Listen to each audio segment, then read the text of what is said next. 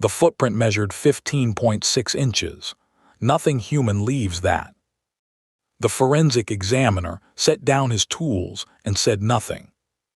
724 verified reports, one body never found. The midnight paradigm. Today, we delve into the Bigfoot investigation, the evidence that science has never fully explained.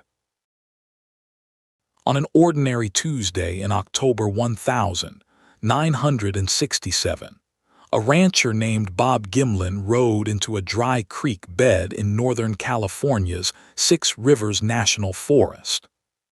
His partner Roger Patterson had a 16mm Kodak camera. He had borrowed it specifically for this trip. What investigators would spend the next 58 years analyzing began in 59 seconds of shaking film footage. But on that October morning, Patterson's horse simply bolted. The creature walked upright. It turned once to look directly at the camera. Then it continued into the tree line and disappeared. Patterson died of cancer in 1972. He maintained until his final hours that the footage was genuine. Gimlin has never changed his account. The Pacific Northwest had been generating these accounts long before Patterson ever loaded a camera. The word itself is older than the United States. The Coast Salish peoples of the Pacific Northwest used the word Sasquatch, meaning wild man, long before European settlers arrived on this continent. Across dozens of distinct tribal traditions, this figure was not described as a monster. It was described as a protector, a guardian of the deep forest, a messenger of warning. That is a fundamentally different relationship with the unknown than the one modern investigators have inherited. It is worth sitting with that difference.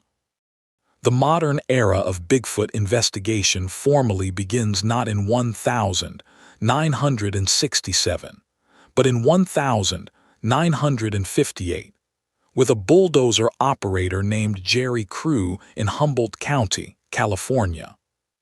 Crew arrived at his logging site one morning to find enormous barefoot tracks pressed deep into the fresh mud around his equipment. 16 inches long, each one. A local newspaper ran the story. The word Bigfoot appeared in print for the first time. Within weeks, the letters began arriving from across the country, from people who had seen the same thing and told no one. This is the pattern that investigators encounter again and again, not fabrication, silence. Witnesses who saw something and chose not to speak, for years, sometimes decades. The Bigfoot Field Researchers Organization currently maintains the largest verified database of encounters in existence. Over 5,000 documented reports spanning every state except Hawaii. Washington State leads with 724 verified reports. The per capita encounter probability. There has been calculated at 9.12 sightings per 100,000 residents. Those are not campfire stories. Those are documented testimonies from hunters, loggers, law enforcement officers, and families who had no reason to fabricate anything. The investigation divides broadly into three threads: the physical evidence, the witness testimony, and the institutional response, what government agencies chose to do and chose not to do. Begin with the physical. The footprints attributed to Bigfoot are not simply large. Their internal anatomy is the problem. Human feet have a rigid arch. The footprints in question show a flat arch with a mid-tarsal break, a flexibility point found in no living great ape and in no known human population. Dr. Jeff Meldrum, professor of anatomy and anthropology at Idaho State University, has examined over 300 of these casts. His conclusion, stated publicly and in peer-reviewed work, is unambiguous. He stated, "Given the scientific evidence I have examined, I am convinced there is a creature out there that is yet to be identified." That statement cost him professionally. He has not retracted it. Then there is the 1,987 footprint that stopped Jimmy Chilcutt, a fingerprint specialist with decades of federal casework, entirely in his tracks.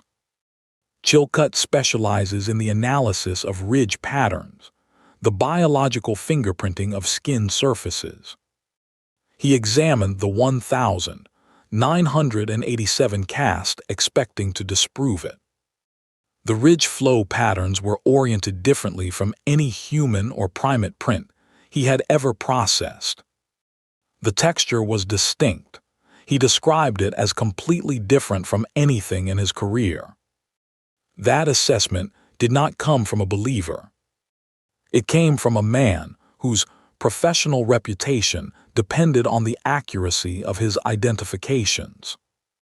The footprint evidence alone does not prove existence, but it eliminates the simplest explanation, that every cast, every impression, every track was fabricated by someone with a carved wooden prop. The witness thread is where the investigation becomes genuinely uncomfortable for skeptics. Consider who is actually reporting these encounters.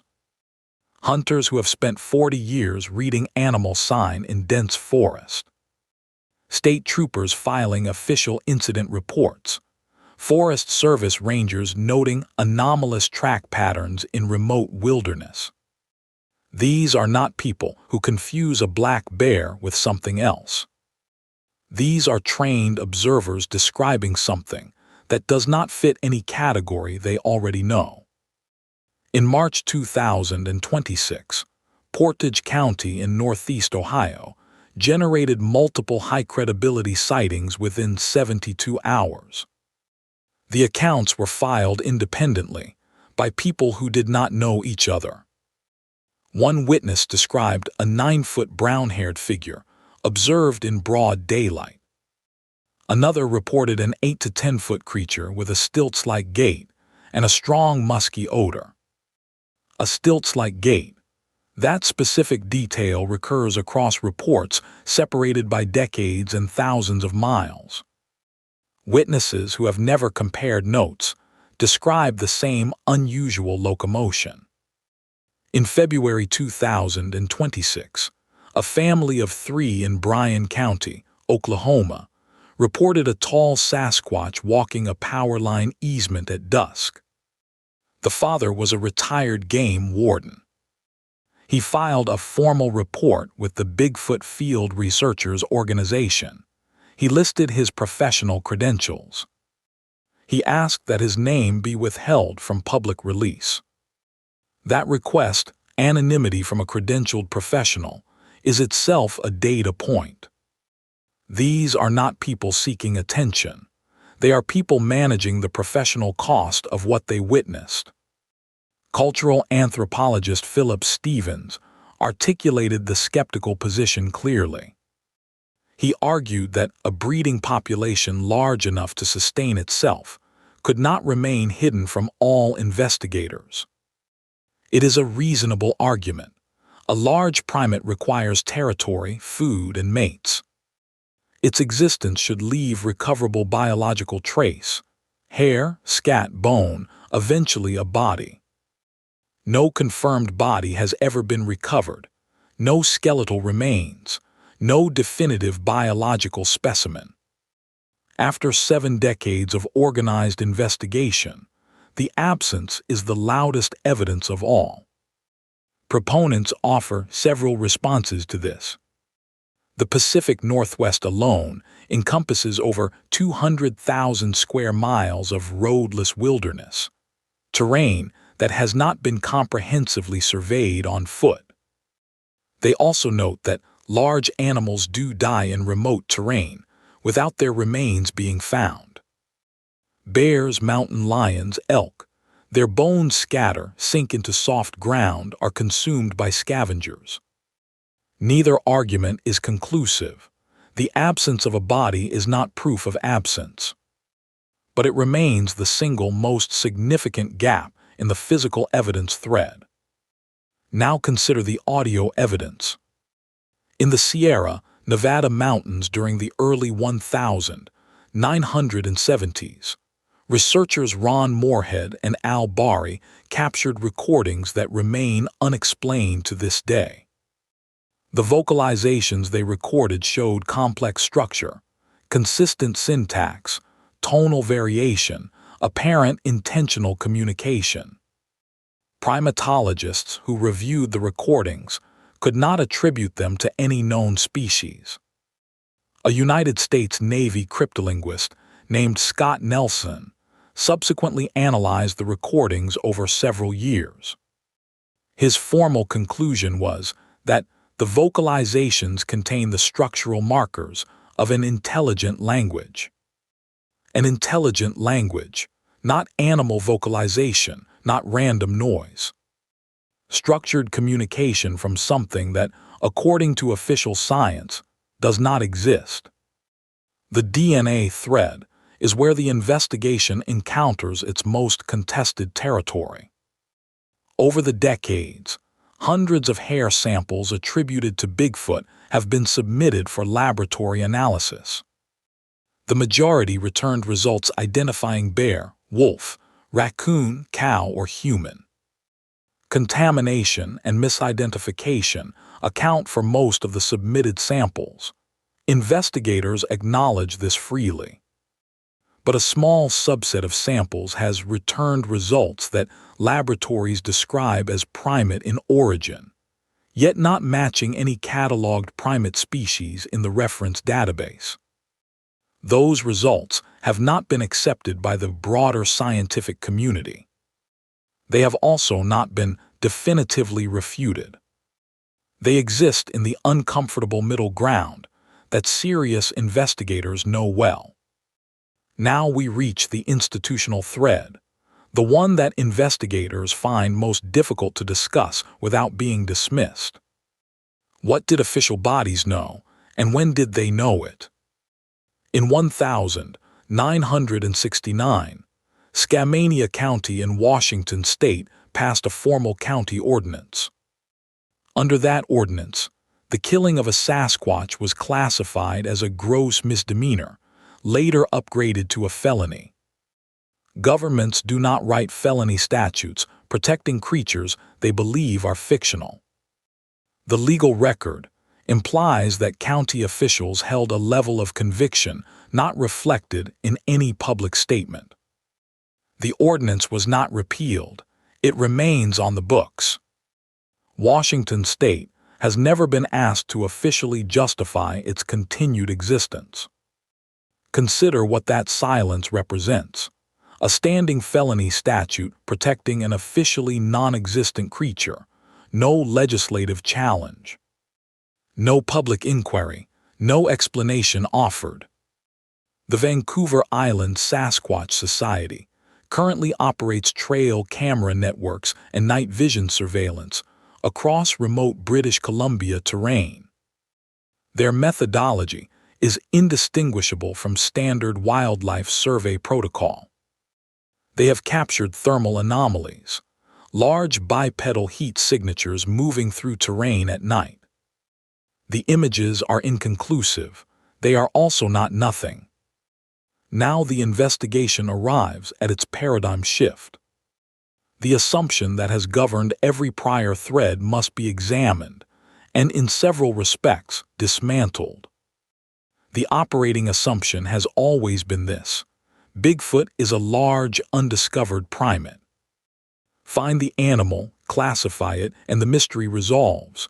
That assumption has a serious problem.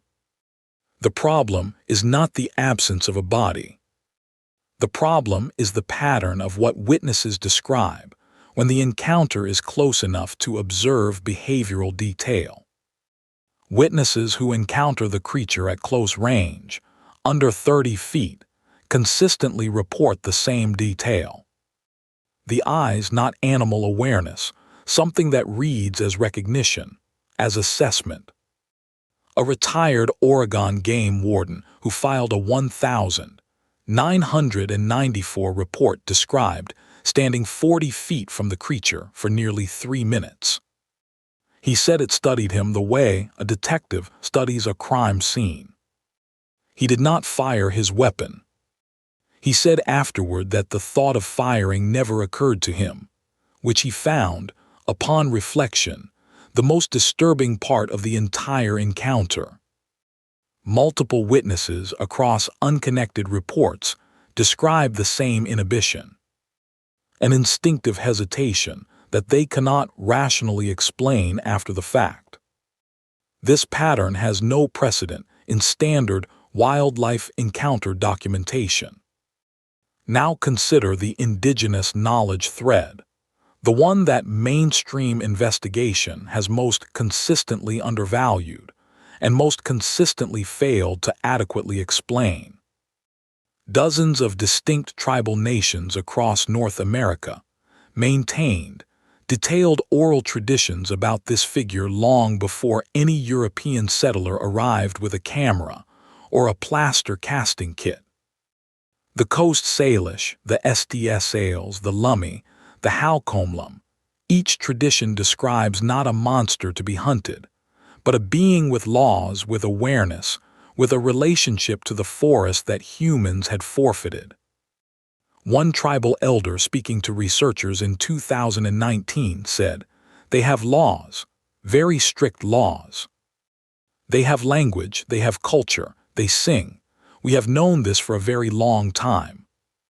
That account predates Roger Patterson by centuries. It predates Jerry Crew's logging site by generations. The question it raises is not whether Bigfoot exists. It is what kind of thing Bigfoot is.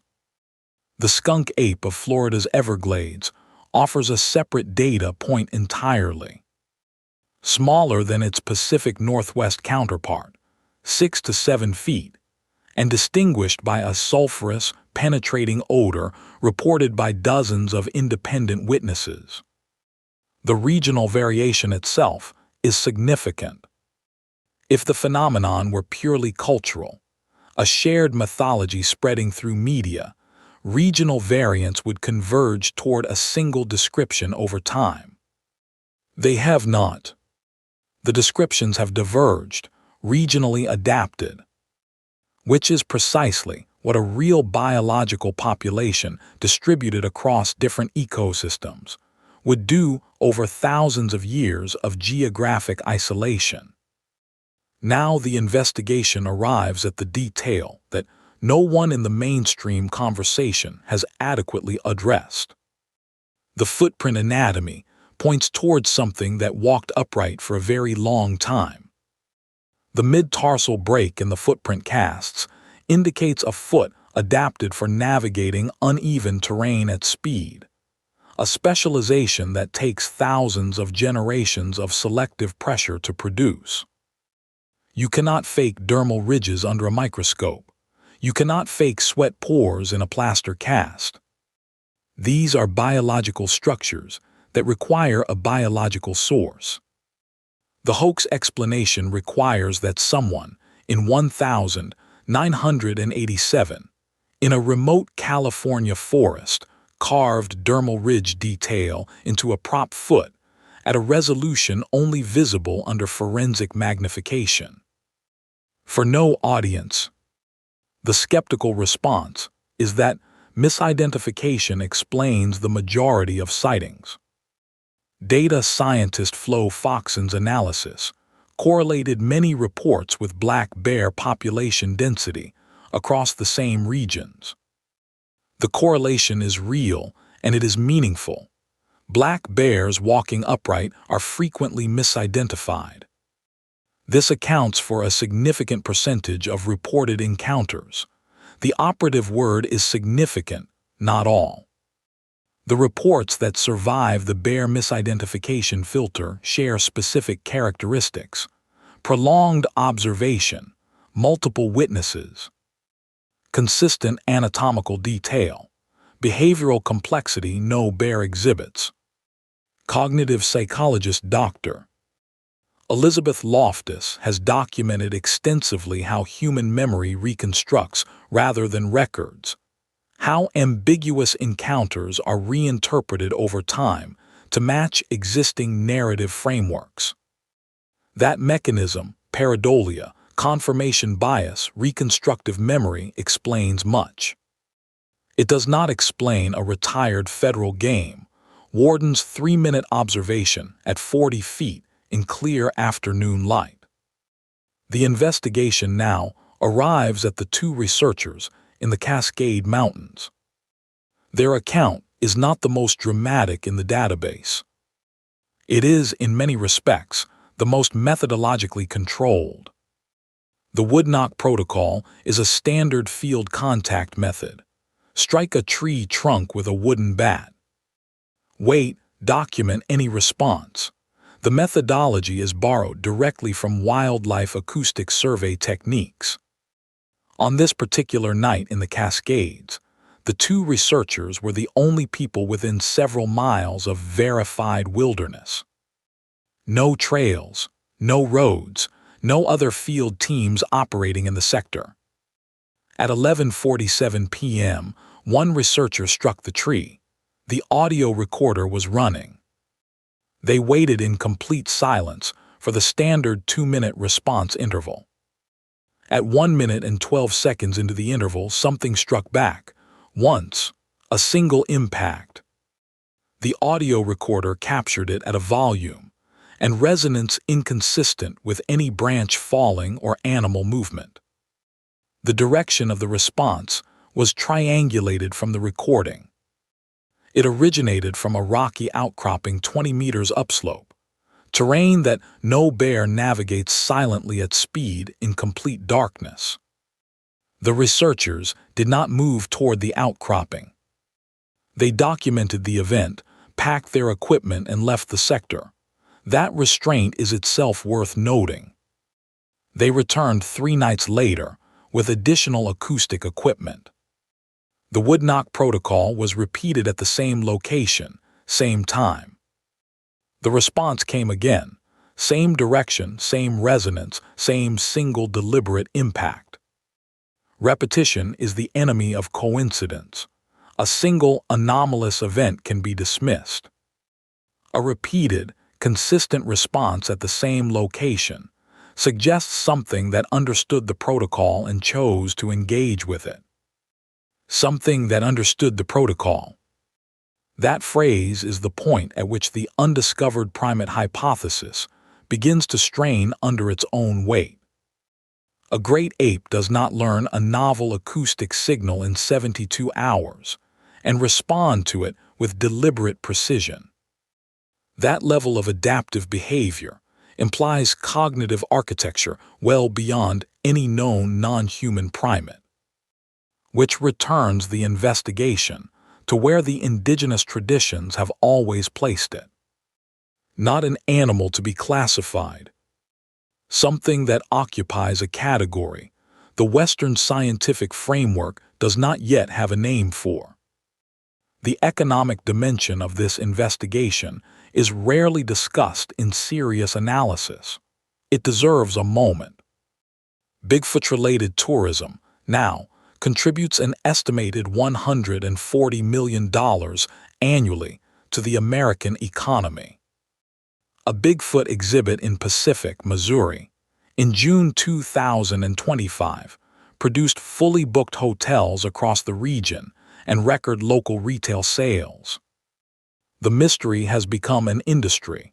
That fact cuts in 2 directions simultaneously. On one hand, commercial interest has contaminated the evidence pool with deliberate hoaxes. On the other hand, it has funded field research that produced the most forensically rigorous data in the investigation's history. A 2022 survey found that 13% of American adults believed Bigfoot was a real living creature, an 18% increase from 2020. The belief is growing, not contracting. That trajectory matters. Step back from the individual threads now: evidence, witnesses, institutions, audio, genetics, indigenous knowledge. Lay them beside each other and ask what they collectively require you to conclude. The honest answer is that they do not collectively require you to conclude anything definitive. That is precisely the point. This is not a case that resolves. It is a case that reveals the limits of the framework we use to investigate it. Western science operates on a principle of falsifiability. A hypothesis must be testable. The Bigfoot investigation has produced evidence that is difficult to fake and impossible to conclusively verify. That is a genuinely unusual position. Consider what it would actually take to prove a negative in terrain this vast. Washington State's verified sighting corridor encompasses wilderness that has not been walked by a human being in recorded history. The Cascade Range, the Olympic Peninsula, the Gifford-Pinchot National Forest. These are not parks with visitor centers. These are territories where a large, intelligent, cautious creature could theoretically remain unseen indefinitely. Theoretically, that word is doing significant work in this investigation. Everything here operates in the space between theoretically possible and definitively confirmed. That space is larger than most people are comfortable acknowledging. The most intellectually honest position available is this: the evidence is insufficient to confirm existence and insufficient to confirm non-existence. Both the believer and the dismisser are claiming more certainty than the data supports. What the investigation does confirm is this: something has been generating consistent, anatomically specific physical evidence across 7 decades and 49 states. That something has not been identified. The institutional silence is harder to explain than the sightings themselves. A standing felony statute. Forest Service rangers instructed not to file formal reports on anomalous track finds. The pattern of official non-engagement is its own kind of evidence. Governments are not in the habit of passing felony statutes to protect hoaxes. They are not in the habit of instructing rangers to suppress reports about things they believe are imaginary. The bureaucratic record implies a level of institutional awareness that has never been publicly acknowledged. The broader question this investigation forces is not about a creature. It is about the boundaries of what a society is willing to formally acknowledge, and what happens to evidence that falls outside those boundaries. It gets filed, suppressed, attributed to misidentification. The witness is managed rather than investigated. The cast gets stored in a box. The report disappears into a database that no one with institutional authority is assigned to review. This is not a conspiracy. It does not require one. It requires only the ordinary institutional inertia of systems that were not designed to process anomalous data, and the professional incentive to avoid being the person who tries to make them do so. Dr. Meldrum has spent 30 years navigating that professional incentive structure. His academic career has absorbed the cost of taking this evidence seriously. He has not stopped. That persistence is itself a form of testimony. The investigation now arrives at its final and most uncomfortable observation. The absence of a confirmed specimen after 7 decades of organized searching is not evidence that the creature does not exist. It is evidence that whatever is generating this phenomenon is very good at not being found. That capability, if it is a capability rather than a coincidence, implies something about the nature of the subject that science has not yet formally addressed. The Sasquatch of the Coast Salish tradition was never described as something that could be caught. It was described as something that chose when to be seen. That distinction has survived 5 centuries of contact with Western investigative methodology entirely intact. What this case ultimately reveals is not a creature. It reveals the precise location of the boundary between what institutional science is willing to investigate and what it has decided in advance cannot be real. The footprint is still in the evidence box. The audio recording is still in the archive. The 1969 ordinance is still on the books in Skamania County. And somewhere in 200,000 square miles of Pacific Northwest wilderness, something is still not being found. The question this investigation leaves you with is not whether Bigfoot exists. It is this: what would it take for you to change your mind? And have you examined whether the evidence you have reviewed actually meets that standard?